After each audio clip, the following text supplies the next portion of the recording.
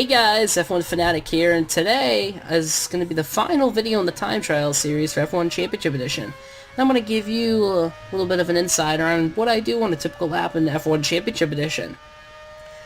Well, as you can see, I took Toyota around the wonderful Nurburgring, so we'll see what happens. But mainly, on a typical lap in Championship Edition, sometimes it's very similar to F1 2013. Whereas, you know, my main focus is to keep on the track, or to stay on the track. You know, and even if I get close to a point where I could slip off the track, I mainly just, I don't take that risk of getting off the track. I just stay right on, you know. But mainly, again, there's not really much to say, because, you know, it's kind of hard to put into words, but I guess at the moment, I try to keep myself, as I said, just keep on the track. I mean, I don't know what more there is to explain, but, sometimes one thing I notice about my driving is that sometimes I get kind of, I guess, caught up in the moment, and sometimes I'll forget to switch up a gear, switch down gears, and then I kind of get screwed, and then before you know it, I lose speed that I could potentially have. Therefore, it's just turns into a nightmare. But often than not, I try to make sure I'm in the right gear when I need to be. So, but sometimes that happens, but I just make up for it. Now, some things I do in Championship Edition is that sometimes also I tend to purposely smash on the brakes like really hard, try to warm up those tires really quick.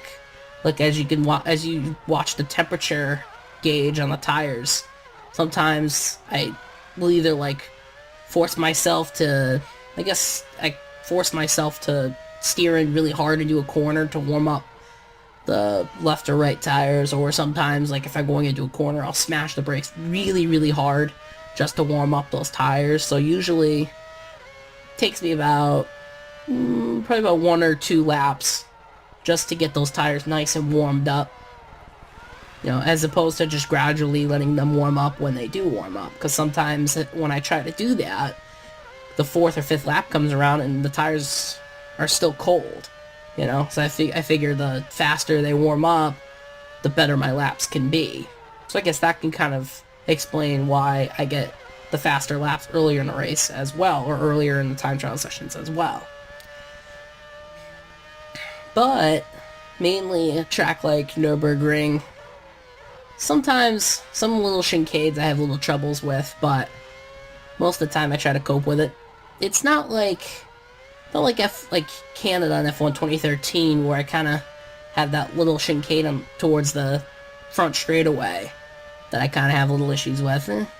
There's not really any corners in here in Nurburgring that I have trouble with, but sometimes the car can not want to handle, and that can sometimes cause a little bit of a struggle. But sometimes, you know, as you can tell, at some points in this video, you know, I can either steer in, or, you know, if I have to turn left or turn right, sometimes I kind of struggle a little bit. But for the most part, I mean, you can even watch, like, the laps that I clock. Like, right now, the fastest lap that I've gotten was about 1:39.18. That's a gold. That's in the gold range. It's about 0.2 of a second faster than what the gold is requiring. But speaking of that, though, I do have the privilege to say that I have beaten all of the time trial sessions. I've gotten gold on all the dry tracks, or all the versions of the tracks that are dry.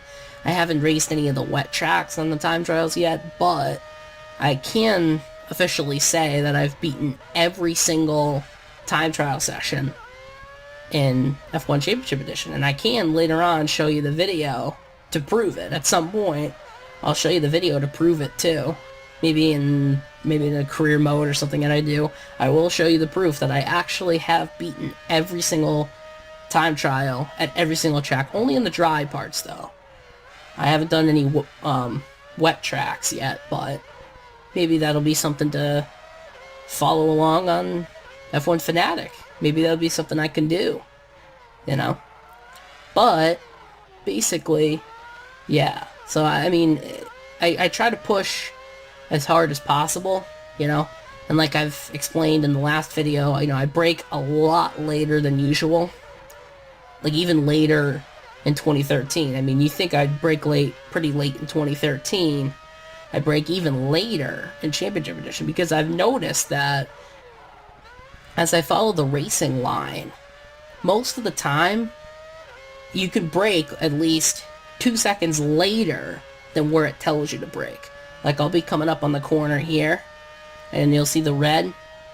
I notice there'll be a big delay between when I see the red and when I actually hit the brakes, because I've noticed that you can actually go just a little longer, and you can actually brake a little later than it tells you to.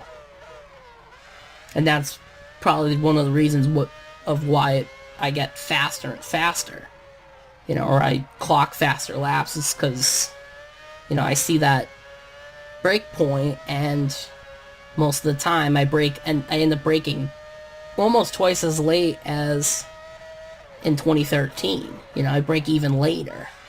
So, you know, and then even like as soon as I hit the brakes, I immediately hit right on the gas. Sometimes if I'm in the first gear, I'll have to be kind of light about it and be careful, but most of the time I'll just smash the accelerator as soon as I get into a straightaway.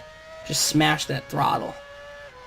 But, you know, and as I explained in the last video too, my pace in F1 Championship Edition is very similar to F1 2013. Sporadic.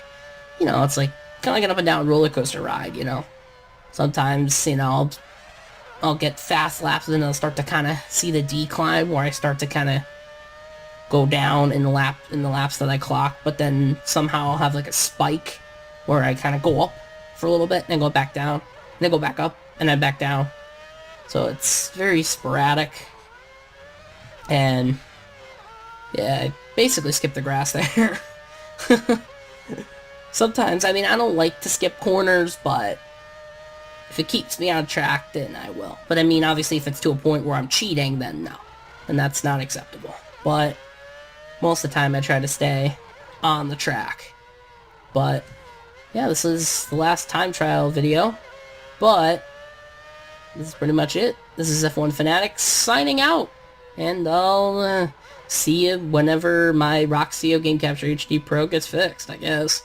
But see you, folks.